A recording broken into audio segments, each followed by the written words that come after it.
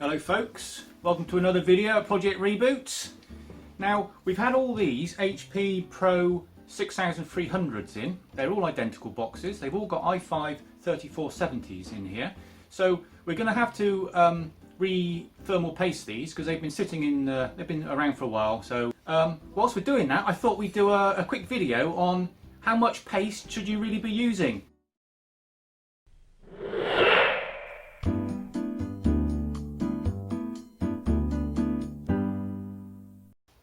Not enough, just about right, or too much. So I've got Jack's back with me this week. He's finished his college exams and he's here for a while now. So thought it'd be an ideal opportunity to do a little bit of a video on thermal paste replacement.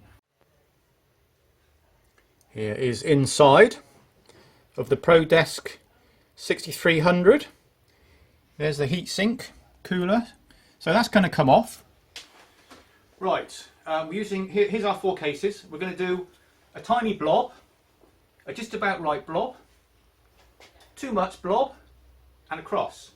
And so we're going to sit them down, screw them down, remove them, and do a comparison. And we're going to be using a bit of HY 880 from Hansai, my contract paste. We've removed the heat sinks. Just to show you the how it came out of the, I don't think it did come out of the factory like this, but those, it's quite dry. That's, so this is the kind of the before. There we are, that's pretty much the same. This one here looks like it's got evidence of came on with a thermal pad on that one, I think. Just about see that in there. So, there we are, we're going to clean those up and then work out how we're going to show this to you. There is the i5 3470 cleaned up and ready. Here is the heatsink, nice and shiny, ready. Okay, here's the plan. Case number 1, little dot. Case number 2, medium dot. Case number 3, big splodge. And case number 4, a cross. How about that? Okay then, so Jack is doing the splodging today. So this is number 1.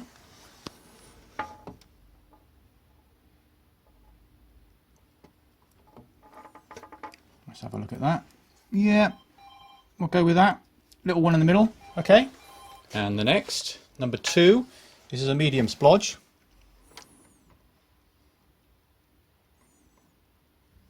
Yeah, looking good. All right, big splodge then, Jack.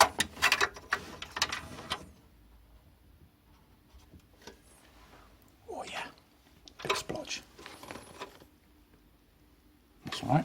And finally, cross.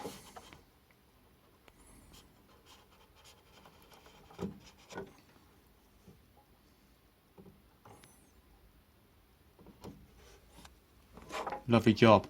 There we go. Cross. Big splodge. Medium splodge. Little splodge.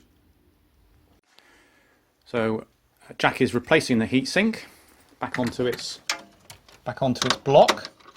Now you can't over tighten these really. The screw threads will only go down as far as they go down. They do bottom out, so it's not as though we can apply different pressures to the heatsink to provide different spreading force.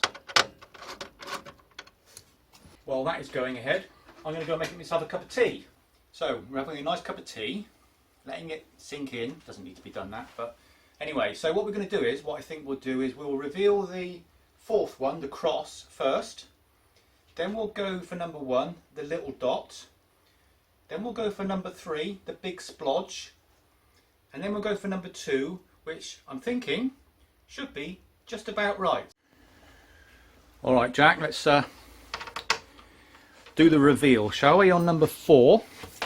So this is the cross.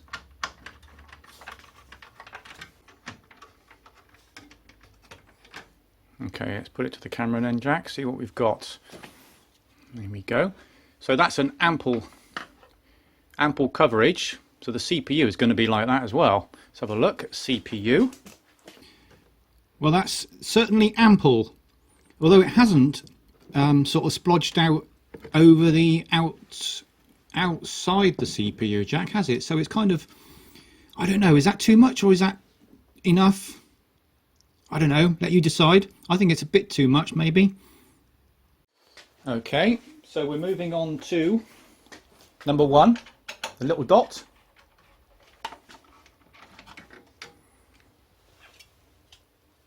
Thank you. Right, here we go. Here's our little dot. Let's have a look at the CPU. Well, has it covered the vital processors underneath the heatsink? It looks a bit skinny to me. Just a tad skinny, Jack. What do you reckon? Yeah, I reckon there's definitely going to be heat issues at some point. Yeah. So, that is the little dot.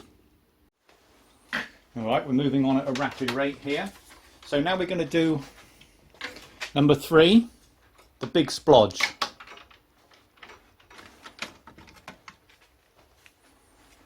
Alright, let's have a reveal of that one. Okay, so plenty of splodge on that. Let's have a look at the CPU. That didn't actually cover the whole CPU. The corner there has got no paste on it at the very edge. No. Now that's interesting. Was the heatsink all the way down? Yep. Yes. Now, is it a feature of these boxes that the heatsink design or the pressure applied by the heatsink doesn't quite give it sufficient splodginess? Let's look at the final one then, Jack. Number 2, which is what I would consider to be an adequate dot. Okay. All right. Here's number 2, the adequate dot. Let's have a look at the CPU.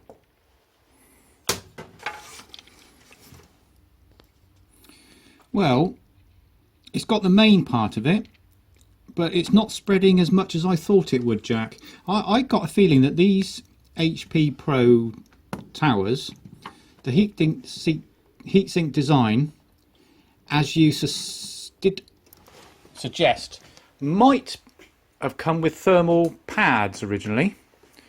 Well, that was interesting. Yep. That wasn't entirely the results that I expected. I've got to say, I thought number 2 being a normal amount, which me and Jack are both in agreement, was quite adequate. It didn't spread correctly, which makes me lead me to think that all of this design isn't quite providing enough pressure for this particular type of application of thermal paste. So what we're going to do is we're going to run benchmarks on all 4 of these and see how the temperatures are, and then we can make a conclusion about which one was right. So we're going to go to post on all of these, and we'll put Frankendrive in there, which has got a standard Windows 10 build on for us that we constantly use. So we're not testing graphics on this. All we're going to do is test the CPU. So we're going to be running Cinebench. If you're enjoying watching this week's video, give us a thumbs up. Check out our Facebook page. There it is right there, look. Subscribe to our YouTube videos for more content. Really appreciate your support. Leave some comments about all this. It'd be interesting to see what you thought of it. Okay, so we're on box number 1, which is the tiny dot. I'm just about to run Cinebench. Go on then. Let's give that a go then, Jack. So we're running the CPU. I'll show you that running. All right. So this is 4-core 8 threads. It's not going to be a rocket ship, but right. Hang on, Jack. We need to run thermals, don't we? Yeah, Jack knows the deal. We've already got Open Hardware Monitor running, and we're running the looking at the package. Temps look okay at the moment, Jack. Where are we? 54, 55. Right, the results are in. The conclusion is it's not conclusive at all. Got some very strange results here. The small blob gave us a Cinebench of 465. I'll show you all this on screen, and a temperature of 57. We did 3 runs just to iron out any inconsistencies in our runs. The medium did worse than the small amount, 460 versus and a temperature of 60, so that was 3 degrees worse on the medium blob. So the small blob performed better. The big blob did very well, 53 degrees and a top score of 469 Cinebench. Now what do we conclude from this? We conclude that, as Jack quite rightly points out, there's a lot of variances on, because there are 3 different boxes. We didn't do it all in the same box, so we got things like silicon lottery, the i5s, and you know, they're all slightly different perhaps. The heat sensors might well be calibrated differently. The fans and the heat sinks may all be running at different speeds and different sitting. The memory could well be different. The Mobos, you know, all variances, and the power supply might not be delivering quite the same power. So basically, everything is different. There is no consistency at all here. Was it a failed experiment? I don't think so. We haven't quite finished yet. If you're enjoying watching this, subscribe to our YouTube videos, give us a thumbs up, leave some comments in the section below, check out our Facebook page, there it is. Now, what we're going to do now is the small blob, we're going to re-blob that and put it into a medium big blob, and then we're going to rerun that benchmark so it's on the same hardware, just proper amount of paste.